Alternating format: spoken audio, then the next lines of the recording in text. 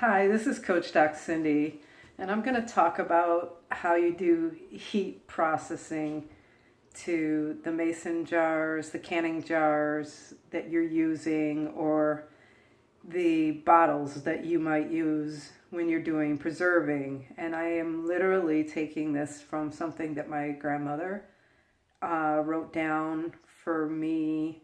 It was passed down to me, so obviously it wasn't specifically for me, but it's one of the things that came to me because she used to do some of it and my aunt did some of it too many times. So when you get the canning jars to heat process, you do a heat process to seal it properly after you make different things that are like salsa or ketchup. And in the blog that I'm doing right now, we're talking about making spicy tomato ketchup. But you take each one of the jars that you've done or the bottles that you've done and you wrap them in a few layers of cloth or folded newspaper to prevent them from bumping around.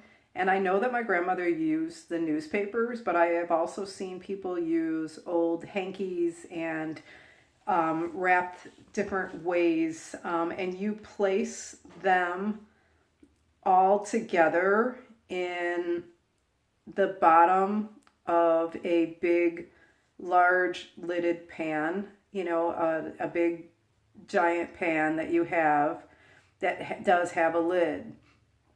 You take them and you put them together in the bottom, each wrapped so that they can't bump into each other.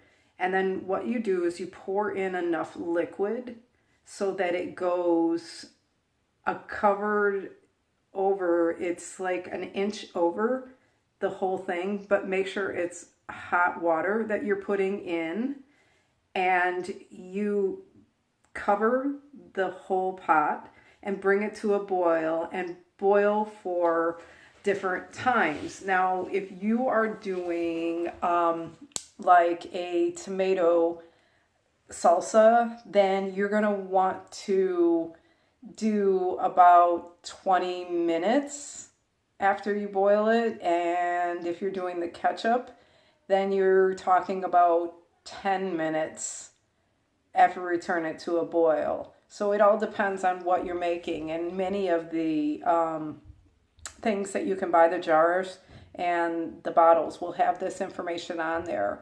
But you're going to have to check the water level occasionally and top it off if necessary. And after that amount of time, then you take it off the heat and you lift it out. But you have to lift out the jars with like tongs because they're very hot from boiling. And you put them on a rack or on a covered surface, and then you let them try to cool down. But the key is, and this is in bold writing on my instructions, is to tighten the screw bands immediately. So you take them out, you put them down, but you tighten the screw band, and then you let it completely cool. And the jars will cool as the process starts to happen for a vacuum seal. And it's kind of cool that it works.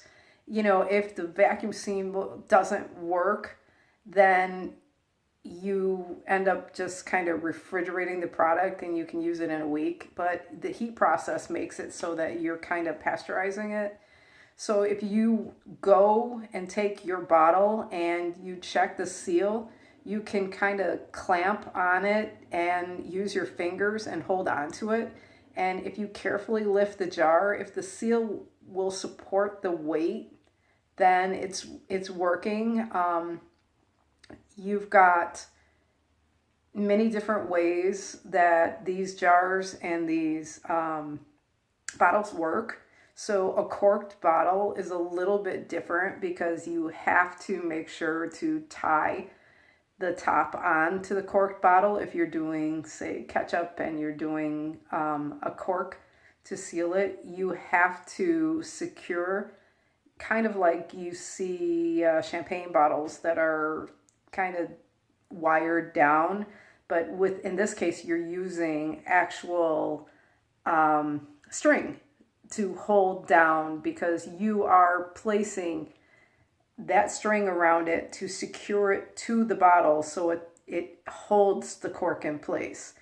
And this heat process is a way that it extends the life of what you're preserving. So whether you're making a salsa, or whether you're making ketchup, or whether you're making jams or jellies, this heat process is something that you need to go to. But like I said, a lot of the different canning equipment or jars that you would get have this as one of their steps. And you can also refer to the blog here for some recipes that I do.